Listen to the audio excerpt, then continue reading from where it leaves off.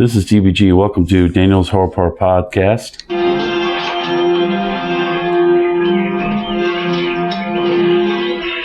Carpet Day!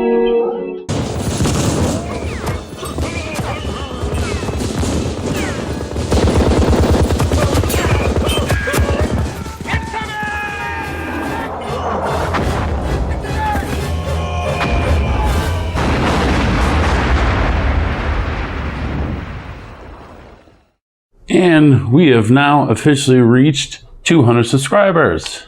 Okay, now that we've reached 200 subscribers, I'm going to talk about Jason Goes to Hell, the final Friday.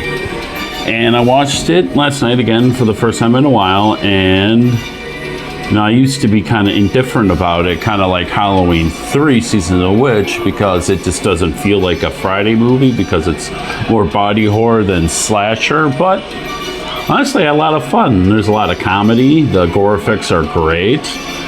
The characters are okay. I mean, that one suit guy is kind of an arsehole, so that he gets killed, so who cares? In the beginning, it starts off as a classic Jason slasher. A naked girl's taking a shower, and she's getting, stalked by Jason, and then, boom! He gets blown up. The only thing that survives is his mask and his heart. And his rest of his body gets sent to a corner, and he eats his heart. And that's when you find out that Jason, maybe because of Necronomicon, because there's an Evil Dead component in it, is that he's a worm that needs to survive body from body, and the only way he can regain his regular form, which I kind of like this, because he's like decaying now. That would make sense. His body's like decaying, so the mask is very tight on him, and his body looks, brittle, just like in the last one and the ones before that. It seems like after part 6, his body's decaying because he's a zombie now. Zombies Jason until pretty much the remake.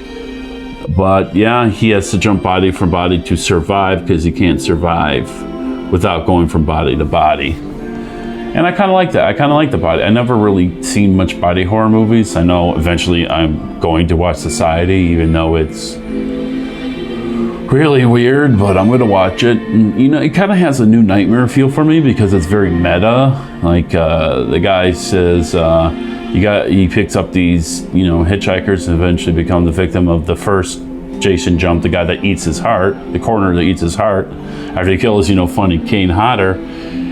And he's like, you guys going to Camp Crystal Lake, you going to smoke some drugs, get laid, and get sliced up. It's very meta. And then, they play on the legend of Jason throughout this town, that Jason's supposedly dead, but now I think he's just on the run from killing all those people at that facility in Ohio.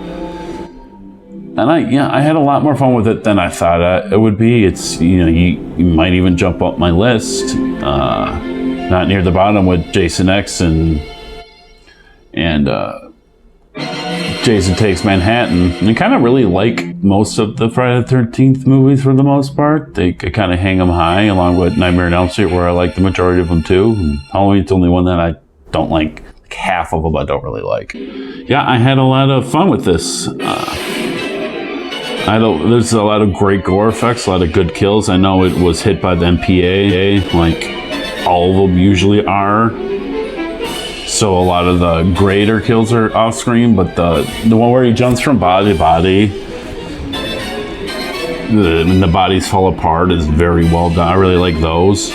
You probably get that in a lot of body horror. So if you guys have any body horror movie suggestions, put them in the comments. I'll check them out and I'll talk about them. I'm open now, because I haven't really seen much body horror until Jason Goes to Hell. Or The Thing, I guess you can kind of call body horror too.